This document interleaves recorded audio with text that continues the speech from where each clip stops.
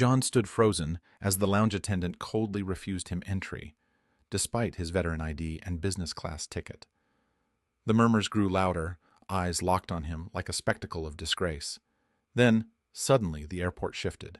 An unexpected force swept through. But what happened next will shock even those who thought they'd seen everything. But first, let's go back to the beginning. John Harris's chest tightened as the reality settled in like a heavy weight.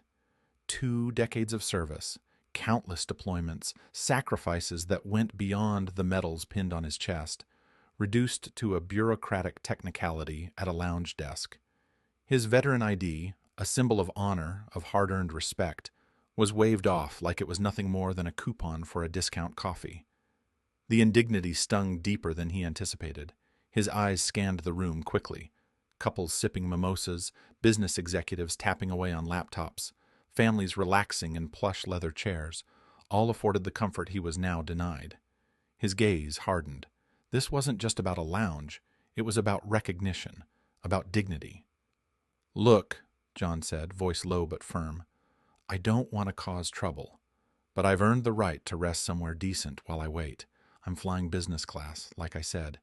If this is about some policy, someone needs to fix it."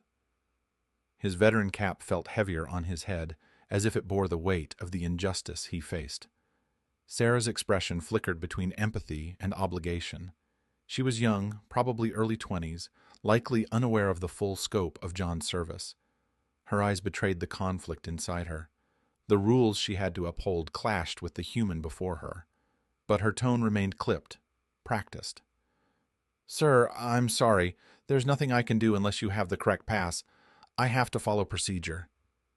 The hum of whispered conversations grew louder as a few travelers nearby turned to observe the exchange. John felt the sting of their eyes, some filled with sympathy, others with impatience. In that moment, he wasn't the decorated veteran who had fought in distant wars. He was just another traveler being told, "No." "I'm not just any traveler," John said, voice rising slightly with frustration. "I've spent years away from my family, served in combat zones, and now you're telling me I don't deserve this? Is that it?" Sarah's fingers tightened around the clipboard she held. "It's not personal, sir. The policy's clear. If you don't have a business or first-class ticket pass, you can't enter." John took a slow breath, the anger simmering beneath his calm exterior, threatening to boil over. He wanted to stand tall, be the veteran his grandchildren looked up to, but this moment felt like a cruel joke. The system he'd fought for now made him feel invisible. He glanced around again, searching for an ally, a manager, someone with the power to change the outcome. But the employees seemed distant, the other passengers indifferent. It was a stinging reminder that respect could be conditional, given or taken away by faceless policies rather than genuine gratitude. Then, without warning, a shadow fell over the lounge entrance. 2 sharply dressed men in dark suits approached briskly, their posture rigid and authoritative. Their presence sliced through the growing tension like a knife. John looked up, curiosity piqued but still simmering with frustration. Who were they? What did they want? The sharp clack of their polished shoes against the marble floor echoed through the room as all eyes turned toward the newcomers. In that charged moment, John's anger shifted into something more potent, an unexpected surge of anticipation. Whatever came next, the stillness of denial was about to break. Word spread through the terminal like wildfire, carried on murmurs and curious glances. John Harris could feel the weight of every stare, some filled with quiet sympathy, others laced with skepticism, and a few sharp with judgment. The man who had proudly worn his country's uniform for 20 years now stood naked in a harsh, unforgiving spotlight, reduced by policy to a mere inconvenience. An afterthought. The sterile airport lounge, a supposed sanctuary for weary travelers, had become a crucible of humiliation. Around him, other veterans, recognizable by their worn jackets, their subtle pins, the way they carried themselves, gathered quietly. Some nodded in understanding, others offered soft words of encouragement. Their presence was a small island of solidarity in a sea of indifference. Yet the lounge staff, trained to uphold rules without question, remained inflexible. Their eyes avoided confrontation, but their posture was unwavering. Protocol was protocol, and no amount of veteran pride could bend it. John's frustration swelled, a fierce fire igniting in his chest. His voice cut through the murmurs, sharp and raw. Is this how America thanks her veterans? By locking us out? By turning our backs on those who served? Each word reverberated against the polished walls, shaking the calm veneer of the space. His question hung in the air, a challenge thrown down in the face of systemic disregard. It was more than a complaint. It was a demand for recognition, for respect that had been promised, but now felt painfully absent. Around him, the tension thickened, the quiet support from fellow veterans blending with the restless unease of onlookers. Then, unexpectedly, a figure emerged from the periphery. Agent Miller.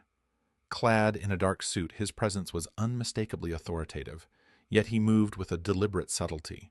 His sharp eyes had been observing the scene from a distance, cataloging every nuance. With a slight nod to his colleagues, a silent command passed through the team. The atmosphere shifted instantly. The room's ambient noise dulled to a tense hush as staff and privileged guests alike were directed to vacate the lounge under official orders. There was no room for debate, no room for dissent. The Secret Service had intervened, turning a routine policy enforcement into a decisive moment of reckoning. One by one, the lounge emptied. Chairs scraped softly against the marble floor as employees gathered their belongings, their faces a mixture of confusion and unease. The once bustling space became a silent stage, spotlighted on John Harris. The few remaining passengers watched in stunned silence, processing the swift dismantling of what they assumed was just another airport routine. John stood still, a mix of exhaustion and wary anticipation coursing through his veins. The intervention was not about him personally. Agent Miller and his team had made no direct approach, yet their presence broadcast a clear message. Injustice would not be tolerated here, not while they were watching. His mind raced. The bitter sting of exclusion had morphed into something sharper, a sense that the walls of indifference might finally be cracking. The quiet support of his fellow veterans, the unexpected arrival of the Secret Service, the clearing of the lounge, it all converged into a moment heavy with unspoken promise. John's eyes met those of Agent Miller briefly. No words passed between them, but the unspoken understanding was unmistakable. This was far from over, and in the simmering tension of the empty lounge, John felt the first flicker of something that had long been dormant: hope. The lounge, once a fortress of exclusion, now opened its doors wide for John Harris. The polished marble floors reflected the soft glow of early morning light, casting a warm halo that seemed to acknowledge the quiet victory unfolding within. As the last of the privileged guests filtered out, the room felt less like a gilded cage and more like a stage set for something profoundly just. John was led inside with a respectful nod. The weight of years in service finally met with the honor he had long deserved. His veteran cap, worn but dignified, sat squarely on his head, a silent emblem of sacrifice and resilience. The sterile walls of the lounge seemed to breathe easier now, no longer bearing witness to a scene of dismissal, but instead the emergence of recognition. Agent Miller approached, his voice lowered yet sincere, cutting through the lingering tension like a balm. "We know what you've been through, sir. No one should face this kind of disrespect." There was no bureaucracy here, no cold formality, only genuine acknowledgement of the man who had given so much for a nation that too often forgot. John's eyes, hardened by decades of service and the burdens it carried, softened. The tight lines of frustration and anger dissolved into a shimmer of moisture, tears not born from bitterness, but from relief, pride, and an almost overwhelming sense of vindication. "Thank you," he said quietly, his voice steady despite the tremor of emotion beneath. "All I wanted was a little dignity." Those words, simple yet profound, echoed beyond the confines of the lounge. They rippled through the airport's corridors, seeping into conversations among travelers and staff alike. The story ignited a firestorm across social media platforms, sparking a nationwide dialogue on veterans' rights, respect, and the essential humanity behind every uniform. The narrative transcended the incident itself, touching on the systemic challenges veterans faced daily, often invisible battles fought long after the uniform was hung up. Airport authorities responded swiftly. Policies that once rigidly restricted lounge access based solely on ticket class were scrutinized and reformed. The new guidelines explicitly honored veterans of all flights, reflecting a deeper understanding that service to the nation was not a privilege, but a sacrifice deserving of universal respect. The change was more than procedural. It was a cultural shift, a recognition that gratitude must be tangible and inclusive. John's stand became emblematic, a beacon of triumph rising from frustration. His experience resonated with countless veterans who saw in his fight their own unspoken struggles and hopes. Through his courage and steadfastness, the invisible wounds inflicted by neglect and dismissal were given a voice. The public response underscored a collective reckoning.